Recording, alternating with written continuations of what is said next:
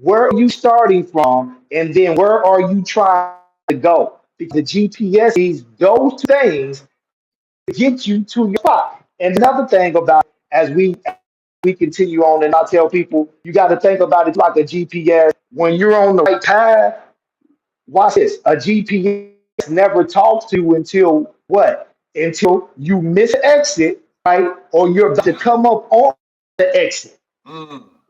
So most people think because they don't hear nothing internal when they're doing something that they're on the wrong path. And I always remind them, no, your GPS don't talk to you unless you miss the exit, or then it reroutes you, or you're about to come up on the exit. And then it tells you take this exit left. Other than that, you just gotta trust the route because it's not gonna say nothing to you. Mm. So that's the That was same with great. entrepreneurship. Mhm. It's the same way with entrepreneurship. It's the same way with life. I tell people if you know where you're starting from and you know where you want to end up at, then trust your GPS system. The GPS system is what I call it God's position system.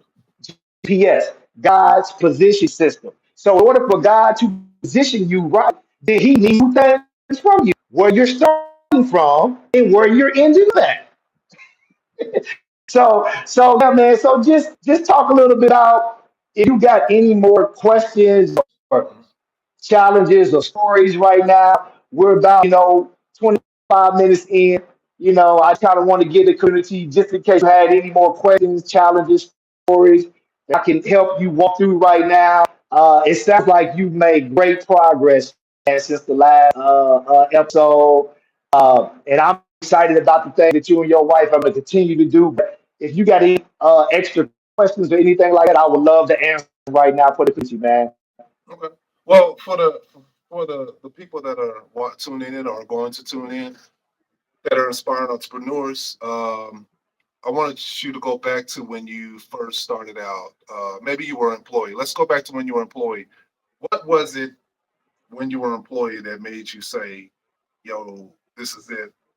I'm moving into entrepreneurship"? I mean, it didn't have to be a bad thing. It could have been, like a light came off or something. But Yeah, what triggered you to yeah. be like, you know what, this is it? Man, that's a great question. That is a great question. I don't think nobody ever asked me that question. That's a great. So what really triggered me? I grew up around entrepreneurship as a community. My mom and dad had businesses. My dad and grandmother. When I was working as an ortho tech, man, I just literally what triggered me to do it. I got tired of punching the clock for somebody else. Like, literally, Mm, because I saw entrepreneurship my whole life, and so I always knew entrepreneurship was possible for me.